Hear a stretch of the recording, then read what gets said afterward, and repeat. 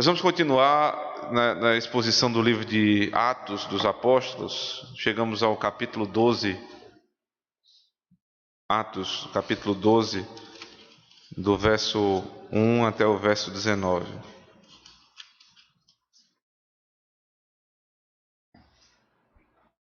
Ouçamos a voz do Senhor, irmãos. Por aquele tempo, mandou o rei Herodes prender alguns da igreja para os maltratar, fazendo passar a fio da espada a Tiago, irmão de João. Vendo ser isto agradável aos judeus, prosseguiu prendendo também a Pedro. E eram os dias dos pães asmos. Tendo-o feito prender, lançou no cárcere, entregando a 4 escoltas de 4 soldados cada uma, para o guardarem, tencionando apresentá-lo ao povo depois da Páscoa. Pedro, pois, estava guardado no cárcere, mas havia oração incessante a Deus por parte da igreja a favor dele. Quando Herodes estava para apresentá-lo naquela mesma noite, Pedro dormia entre 2 soldados, acorrentado com 2 cadeias, e sentinelas à porta guardavam o cárcere. Eis, porém, que sobreveio um anjo do Senhor, e uma luz iluminou a prisão, e tocando ele o lado de Pedro, o despertou, dizendo: Levanta-te depressa. Então as cadeias caíram-lhe das mãos. Disse o anjo: Cinge-te e calça as sandálias. E ele assim o fez. Disse-lhe mais: Põe a capa e segue-me. Então, saindo, o seguia, não sabendo o que era real, o que se fazia por meio do anjo. Parecia-lhe antes uma visão. Depois de terem passado a primeira e a segunda sentinela, chegaram ao portão de ferro que dava para a cidade, o qual se lhes abriu automaticamente.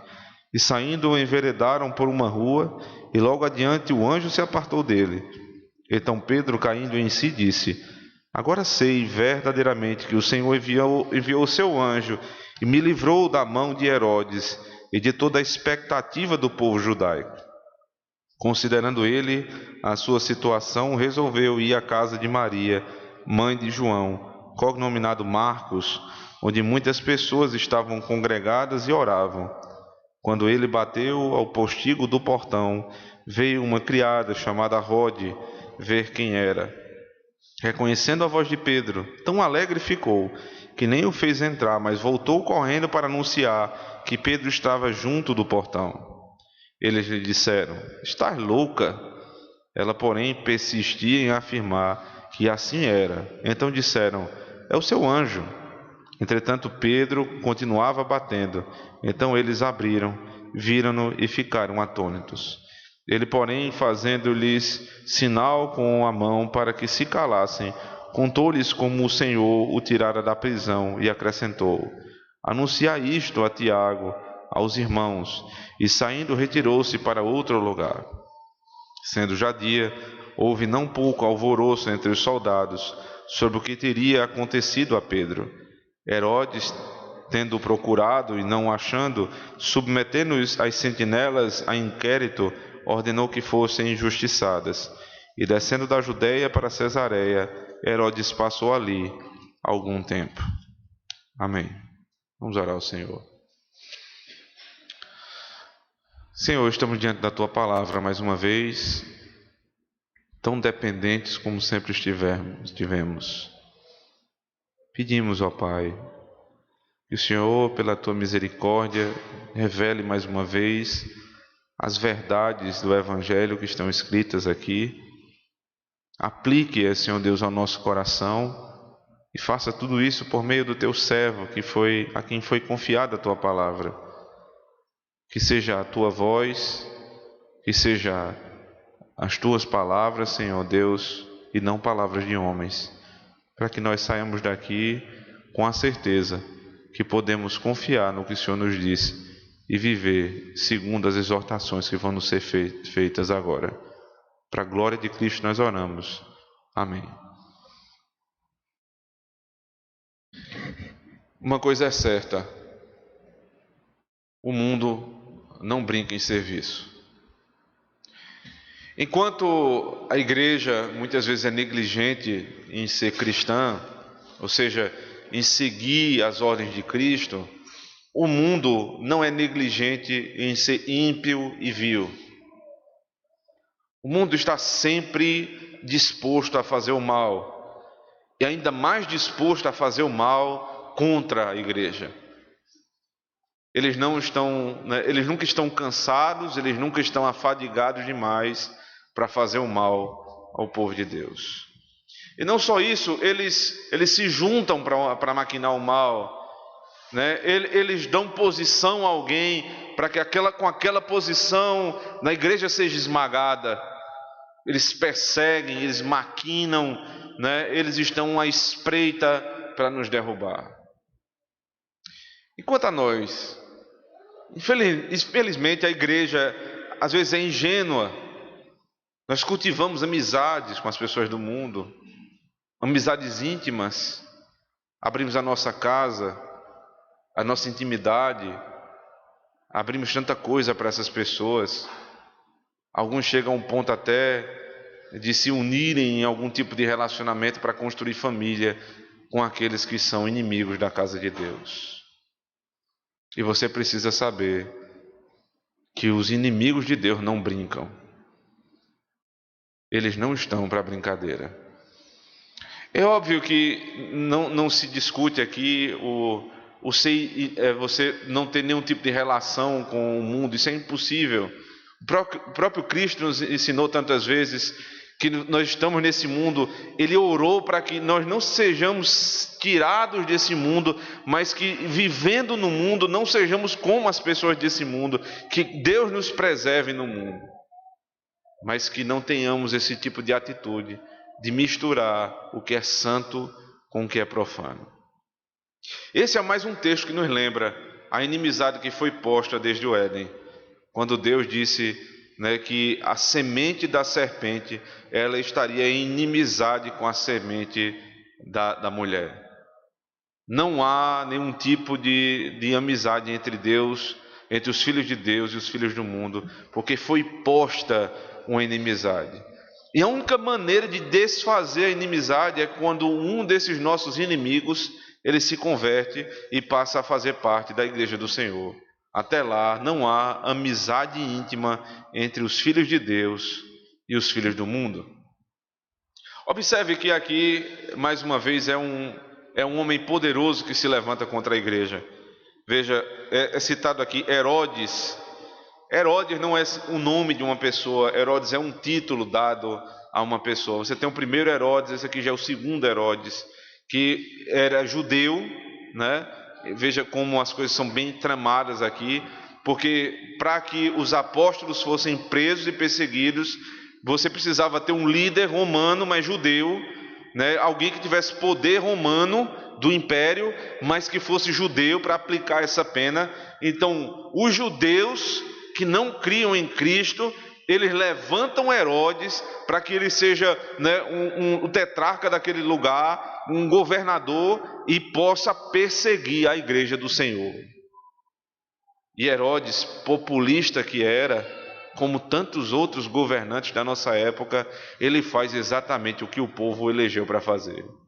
Observe no texto: por aquele tempo mandou o rei Herodes prender alguns da igreja para os maltratar, fazendo passar a fio da espada Tiago, irmão de João. Vendo ser isto agradável aos judeus, prosseguiu prendendo também a Pedro. Ele foi colocado lá para perseguir, e ele perseguiu. E a primeira perseguição foi a Tiago, um dos apóstolos. E o destino de Tiago foi terrível, foi a morte. Não é dito aqui que teve nenhum tipo de denúncia, nem inquérito, nem processo. Simplesmente Tiago foi morto. Herodes subiu ao cargo e Tiago foi morto. Porque o que é que ele queria? Ele queria jogar para a população os feitos dele. Herodes queria chamar a atenção do povo, porque ele queria poder. E o poder dele veio por meio do sangue dos filhos de Deus. Tiago não teve nenhum tipo de processo para ser condenado, ele simplesmente foi condenado à morte. E o texto diz que isso foi agradável aos olhos dos judeus. Veja, o que o rei fez agradou aos seus discípulos.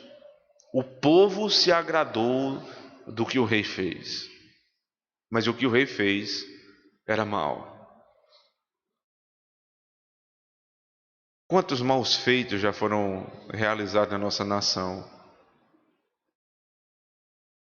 Quantos desmandos já foram feitos no país com o aplauso do povo? E hoje chegamos onde estamos. O populismo é isso, irmãos. É governar para agradar o povo. É fazer o que agrada àquele que tem algum poder para me dar. E nós compreendemos isso muito bem, né, a respeito da nossa nação, de outros países que já tiveram e sofreram com governos populistas. Mas nós mesmos também somos populistas em certo sentido. Porque na igreja nós queremos o pastor que agrada. Nós queremos a pregação que agrada. Nós queremos o tipo de igreja que me agrada. E sempre tem alguém para dar o que o povo quer. Sempre tem alguém disposto a ter mais poder e, para ter poder, agradar os que podem lhe dar poder. Indo mais além, somos populistas nas nossas amizades. Fazemos o que o nosso amigo quer, dizemos o que ele quer ouvir, hipocritamente. Quando ele precisava de uma repreensão, dizemos: sim, é isso, vá, continue. Quando no coração nós sabemos que ele está errado.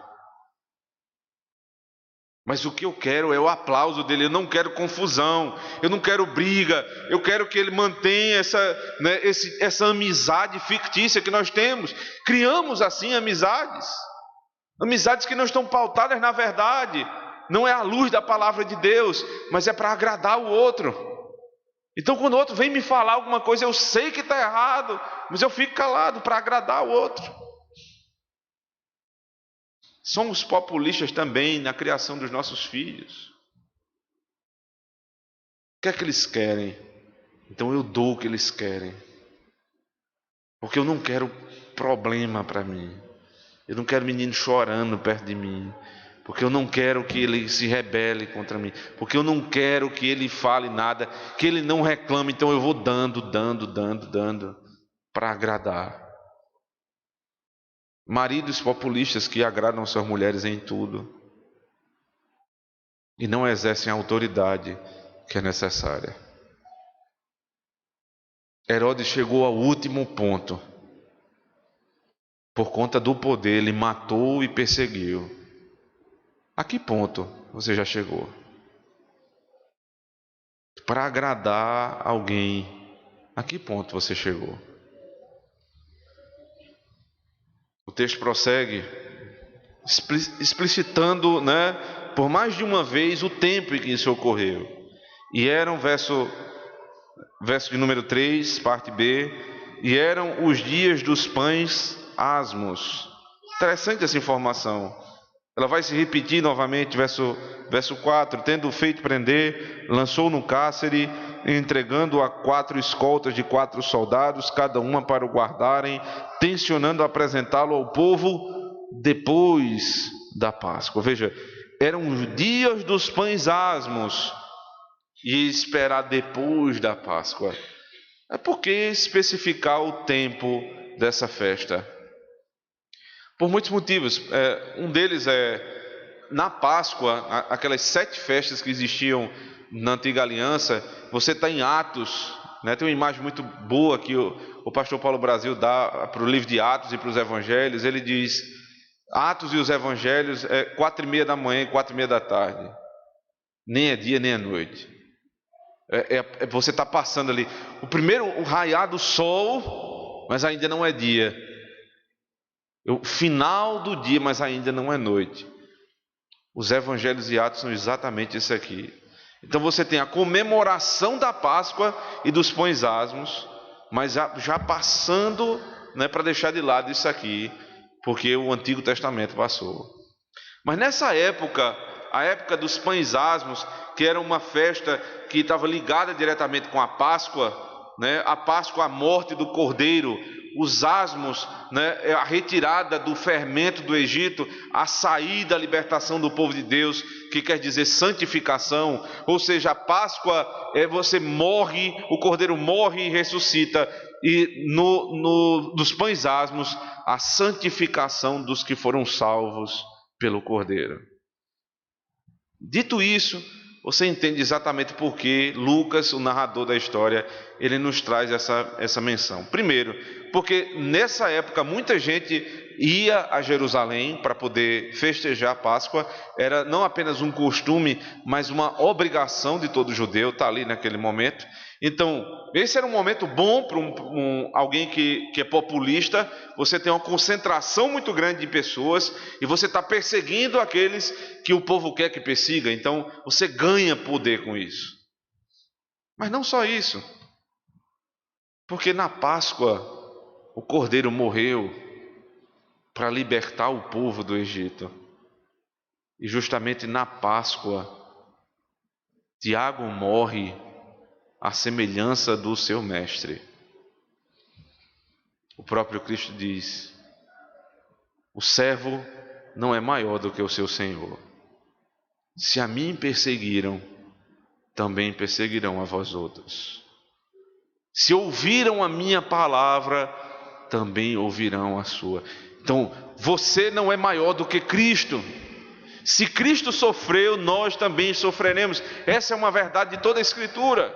O apóstolo Paulo vai falar na segunda carta a Timóteo, capítulo 3, verso 12: quem quer viver piedosamente será perseguido. Ou seja, você vai sofrer se quiser ter uma vida pia. Essa é a verdade. E não somente isso, além da morte de Tiago, que não teve qualquer chance de defesa, tem a libertação de Pedro. Alguém vai dizer, mas Pedro teve a oportunidade de ser liberto, e por que Deus não deu a mesma oportunidade a Tiago? Essa é uma visão equivocada a respeito da morte. Porque você está dizendo que é melhor viver do que morrer em Cristo.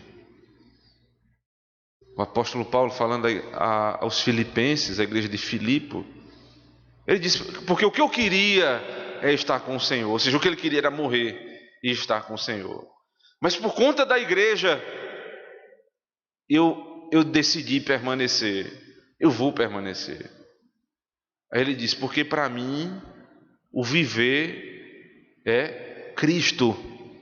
Mas a morte na concepção de Paulo não era prejuízo. A morte para Paulo é lucro.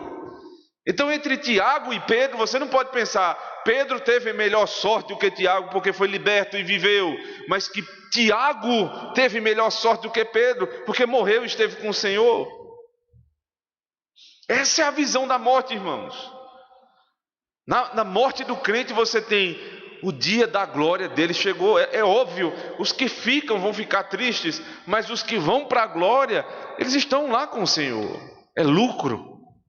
A morte para o crente é lucro. Então na balança, quem saiu ganhando foi Tiago e não Pedro. Mas Pedro também não saiu com prejuízo, porque pôde provar de outra bênção do Senhor, que é a mão de Deus que liberta. A mão de Deus que atende a oração. Tiago provou da mão de Deus que nos leva para perto dele. Mas ambos provaram da bondade do Senhor. Então na Páscoa, quando o Cordeiro vai ser morto, Tiago vai para a glória, porque o Cordeiro foi morto por ele. Isso é uma expressão da Páscoa. Eu morri e vou para a glória porque Cristo morreu por mim. E no dia da Páscoa, Pedro vai ser liberto miraculosamente, como Israel foi liberto do Egito com mão poderosa e braço estendido. Observe que todo o esforço foi feito para manter Pedro preso.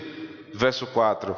Tendo feito prender, lançou no cárcere, entregando a 4 escoltas de 4 soldados cada uma para o guardarem. Eram 16 soldados.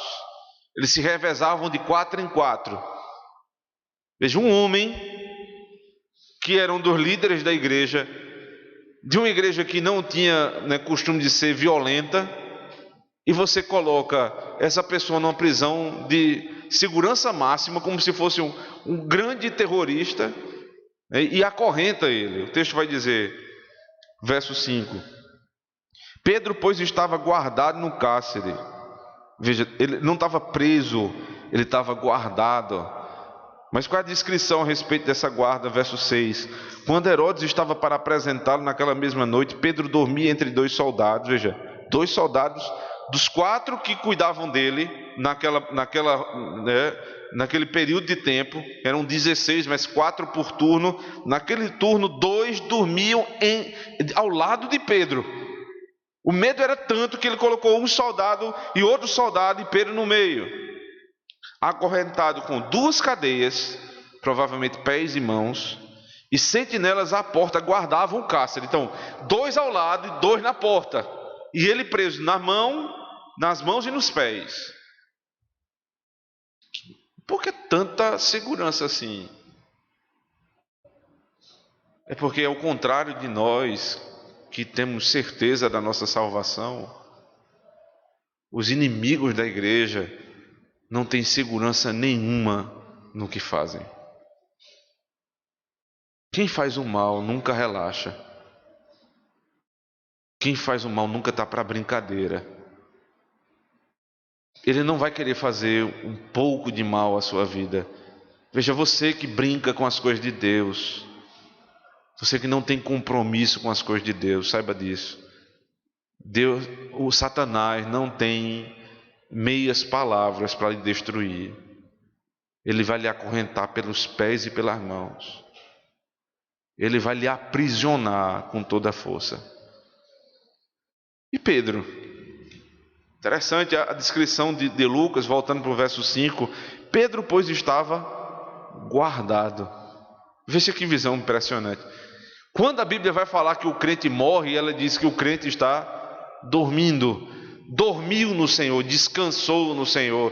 Porque essa é a maneira que um crente morre.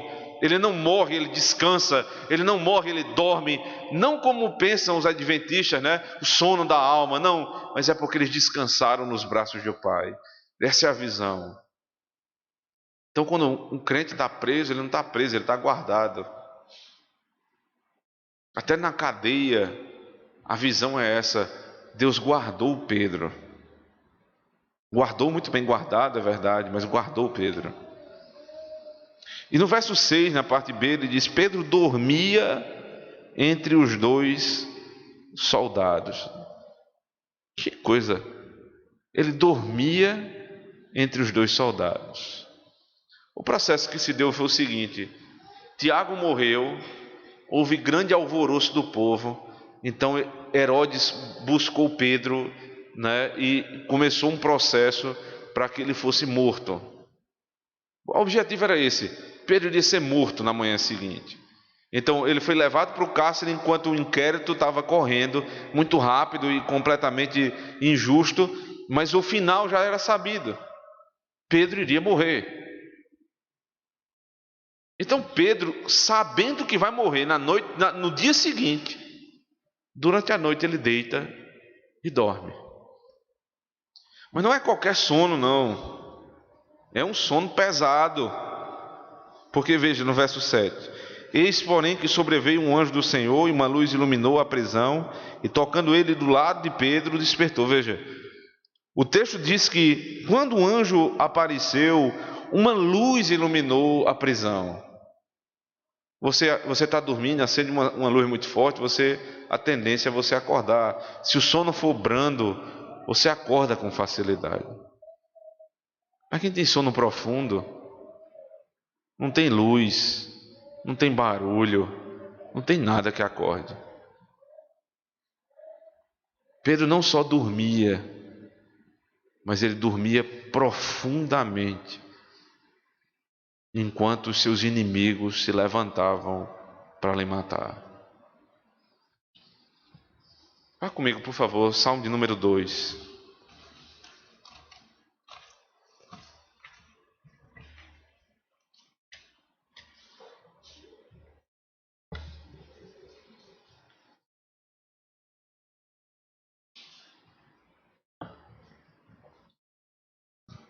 Verso 1.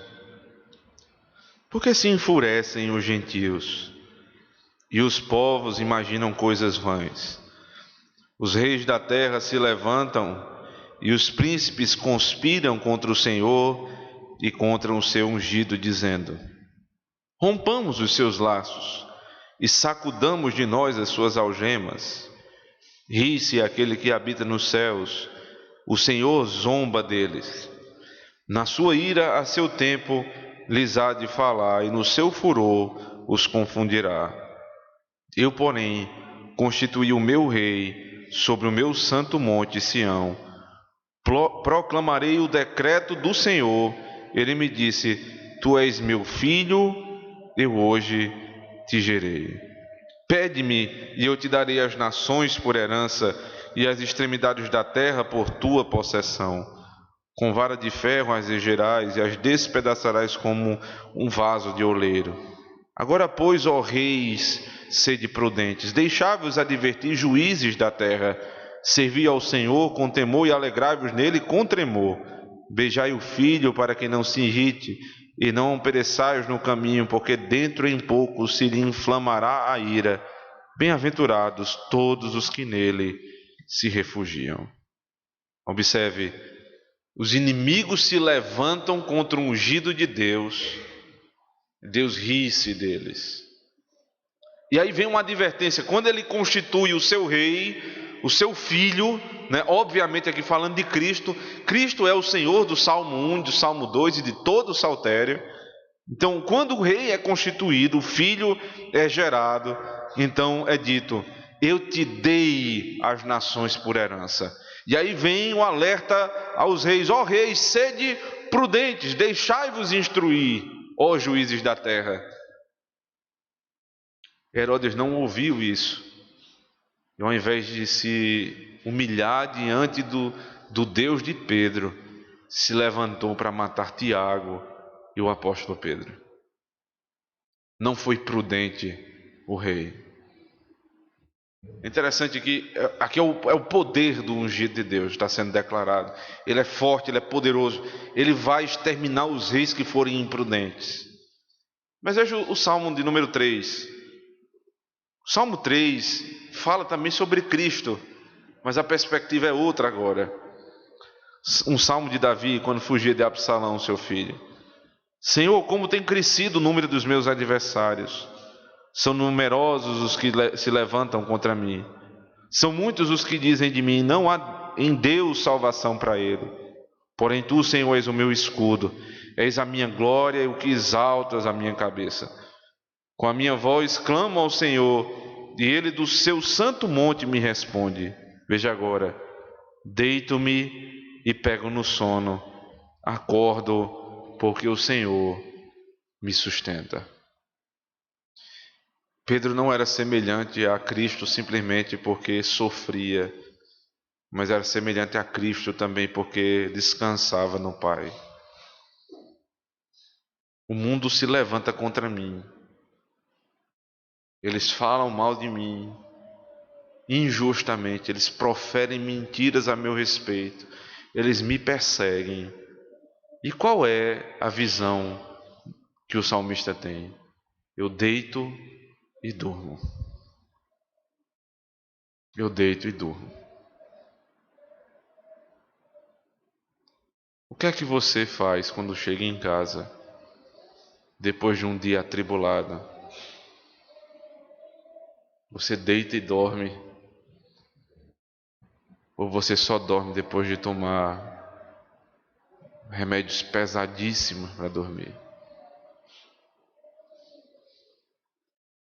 Existem muitos problemas que talvez sejam necessários o remédio, mas nós estamos falando aqui de problemas da vida.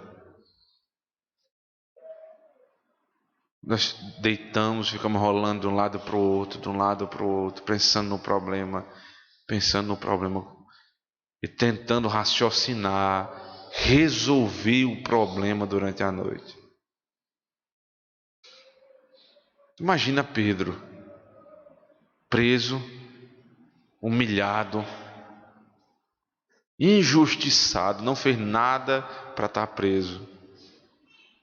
E ele deita e dorme. Que diferença, irmãos.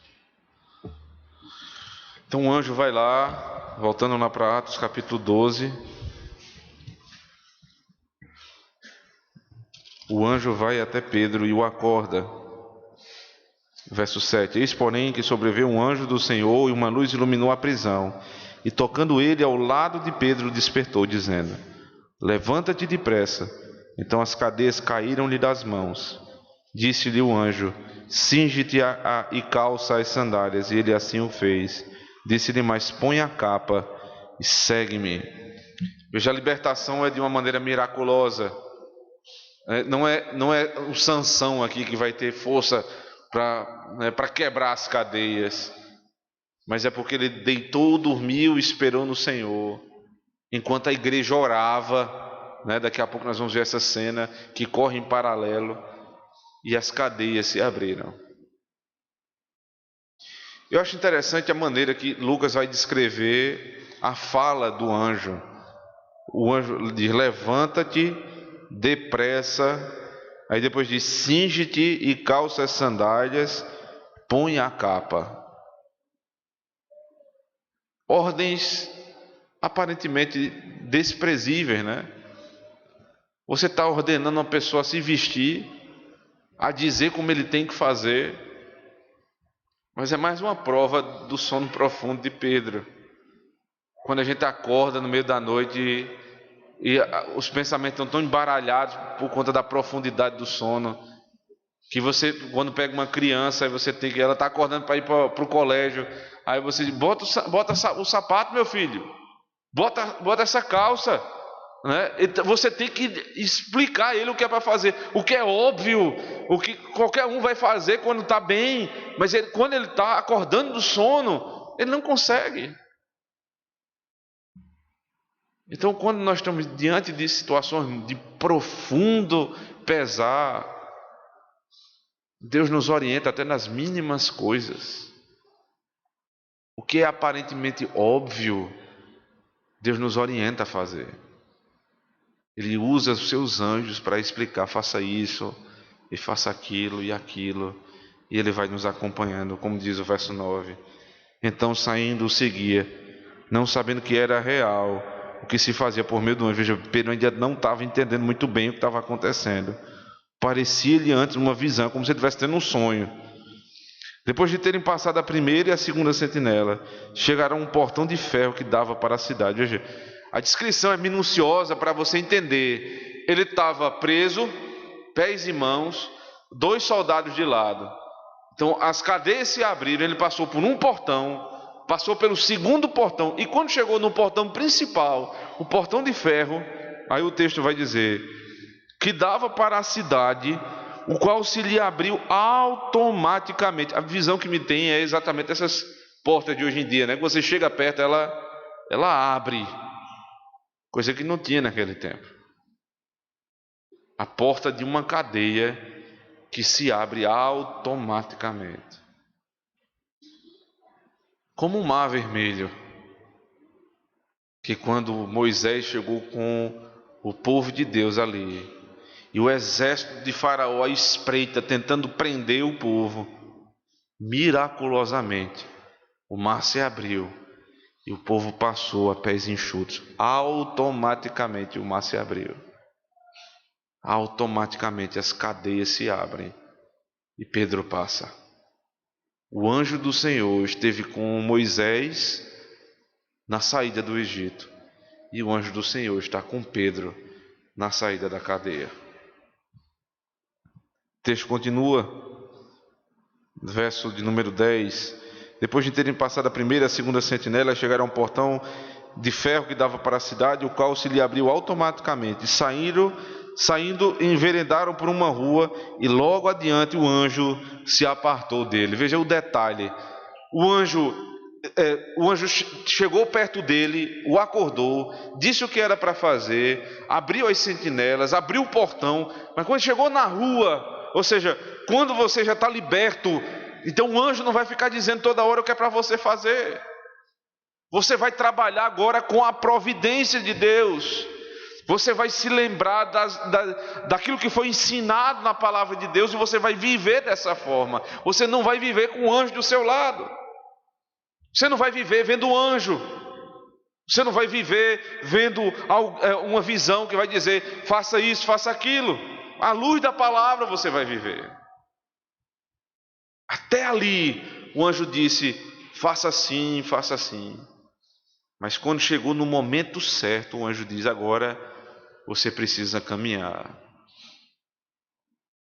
Meu irmão, num ambiente tão pentecostalizado como o nosso, onde as pessoas são incentivadas a ver e ouvir coisas a todo momento, e quando elas estão com problemas, são, mais uma vez animadas para ir para a casa da irmã fulana de tal, para ouvir o profeta.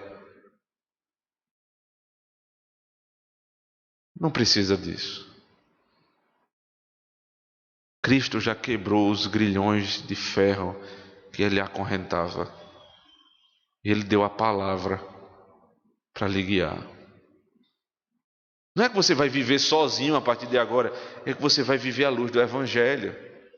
Os princípios da palavra vão governar as nossas atitudes. Não é meu coração que vai governar a minha atitude, mas quando eu vou trabalhar, eu trabalho à luz da Bíblia. Eu faço negócio à luz da Escritura. Eu estudo de conformidade com o que a Bíblia me fala. Eu pesquiso dessa maneira. Eu cuido dos filhos dessa maneira. Eu abençoo a igreja dessa maneira. Tudo à luz da Escritura. Não precisa um anjo tá aparecendo para você e dizer, faça isso ou faça aquilo. De agora em diante, Pedro vai caminhar sozinho. Verso 11. Então Pedro, caindo em si, disse, agora sei verdadeiramente que o Senhor enviou o seu anjo e me livrou da mão de Herodes e de toda a expectativa do povo judaico. Ele agora entendeu. Verso 12, considerando ele a sua situação, resolveu ir à casa de Maria, mãe de João, cognominado Marcos. Para onde a gente vai depois que a gente se converte, né? Ou depois que uma grande bênção é recebida? Com quem você vai se encontrar? Pedro podia ir para tanto canto, né? Tantos lugares, casa da família. Ele poderia ir para uma praça, mas ele vai para a casa dos seus, ou seja, ele vai para uma casa de oração, onde o povo de Deus se juntava ali. Provavelmente aquela era uma casa, como na época, muitas casas serviam como igreja para a reunião do povo de Deus. Então ele sabia muito bem que essa casa era um lugar de oração, e ali estavam os seus irmãos. Então quando eu vou dividir uma bênção, eu não penso em outro lugar, eu vou para a igreja. Eu vou contar aos meus irmãos o que aconteceu. Esse é o caminho, irmãos. A nossa amizade, o nosso companheirismo é com o povo de Deus. As nossas lutas são divididas com o povo de Deus, as alegrias também. Então Pedro não tem dúvida, ele vai para essa casa onde os irmãos estão lá, onde muitas pessoas congregavam e oravam. Preste atenção nisso. Elas congregavam e oravam. A igreja tinha perdido Tiago, não pôde fazer nada. Agora Pedro está preso. O que a igreja vai fazer? Alguns iriam dizer, vamos pegar em armas, agora é a hora de pegar em armas. Nós vamos militar agora contra esse povo. E nós vamos ganhar e vamos libertar, porque é uma injustiça o que fizeram com Pedro. A igreja pega em armas, mas não nesse tipo de arma. A igreja vai pegar as armas espirituais que foram dadas por Deus e ela vai se reunir em oração e vai clamar ao Senhor. É uma tristeza. Toda quinta-feira, quase toda quinta-feira, quando na reunião de oração da nossa igreja, uma igreja que num domingo, né, chega a beirar muitas vezes as 100 pessoas. Nós temos 10, 12. Por que isso acontece? Praticamente 10% da igreja vem para a reunião de oração. O que é que está acontecendo conosco, irmãos? Porque nós não cremos mais no poder da oração. Porque preferimos ficar em casa e dizer assim: eu vou pensar numa ferramenta para resolver meu problema. Eu preciso descansar para amanhã estar pronto para militar novamente. Porque é o pensamento em mim, sou eu que vou fazer. Óbvio, aqui nós estamos deixando de lado todos aqueles que têm algum compromisso na hora da reunião de oração. Isso não faz sentido. Mas quem pode e não vem, não compreende o poder da oração. E da oração da igreja. Isso é interessante, né? Porque você diz: não, mas eu oro em casa. É verdade, você ora em casa, mas existem momentos que são específicos de oração da igreja, a reunião de oração do povo de Deus. Quantos milagres nós já vimos aqui sendo operados por Deus pela oração, muitas vezes de pessoas que nem vieram orar. Enquanto Pedro estava preso, a igreja orava. O texto continua, verso 13. Quando ele bateu no postigo do portão, veio uma criada chamada Rode ver quem era.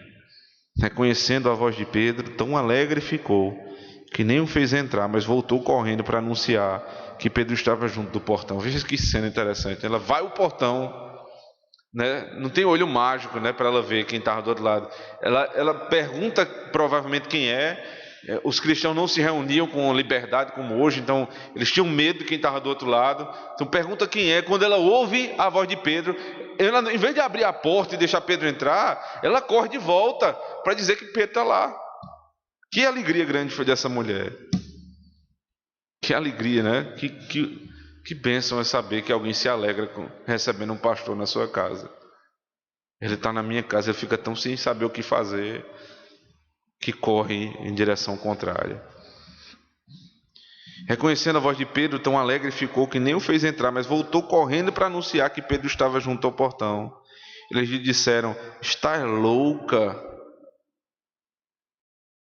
Como é que pode? A igreja estava orando para quê? A igreja orava para que Pedro fosse solto. Então Pedro é solto. E a igreja chama a mulher que disse que viu o milagre de louca. É a nossa incredulidade, irmãos. A gente pede, mas não acredita. Nós pedimos e dizemos: nós temos fé no Senhor. Mas quando a bênção chega, a gente nem acredita. Salmo 126, verso 1 diz: ficamos como quem sonha. Não acreditamos na bênção do Senhor. Então é dito: estás louca? Ela, porém, persistia em afirmar que assim era. Então disseram: é o seu anjo. Aqui o debate é grande, né? Porque a igreja católica ela vai dizer que aqui é o anjo da guarda, porque é o seu anjo, é o anjo dele. Interessante que os judeus, até os judeus, né, de uma determinada tradição, eles acreditavam nisso, que cada pessoa tem um anjo para lhe guardar. Mas essa é uma doutrina que não se fundamenta em nenhum outro texto bíblico. Absolutamente, não há base bíblica nenhuma para dizer que nós temos um anjo para cada pessoa.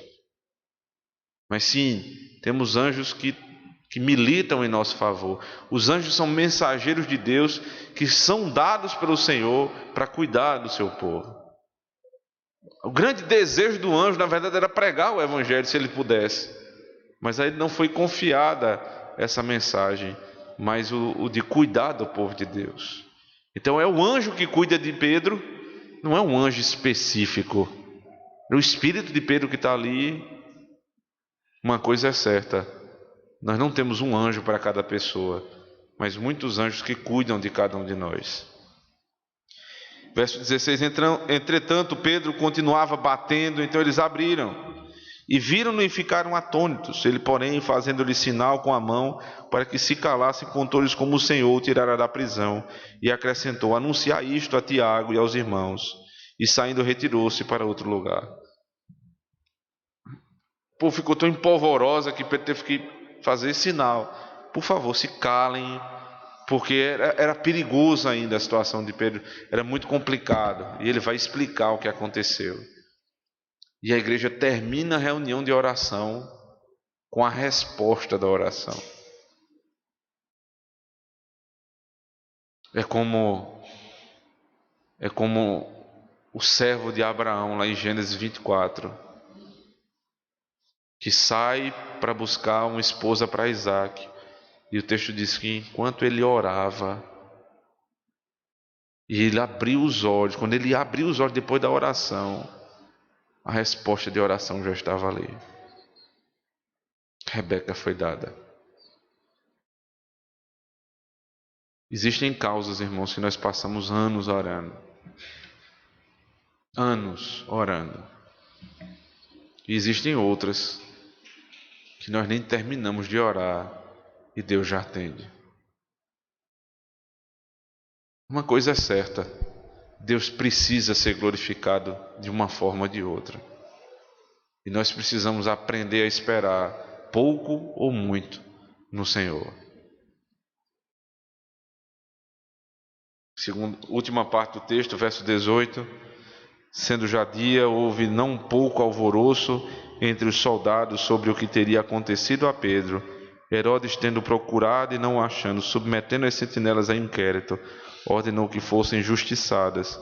E descendo da Judéia para Cesareia, Herodes passou ali algum tempo.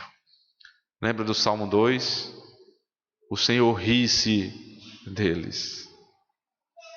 Herodes, o poderoso, se acorda no outro dia e a primeira manchete do dia é: Pedro não está mais na cadeia.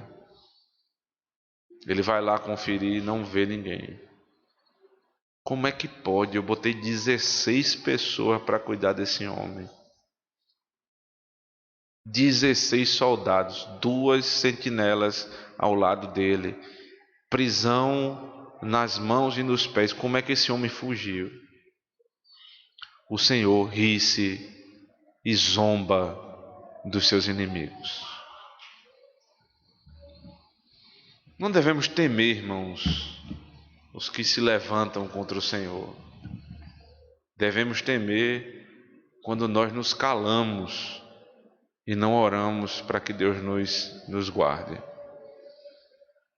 Porque toda trama, todo tipo de maldade que possa ser pensado em nosso desfavor, Deus sabe todas as coisas e conhece.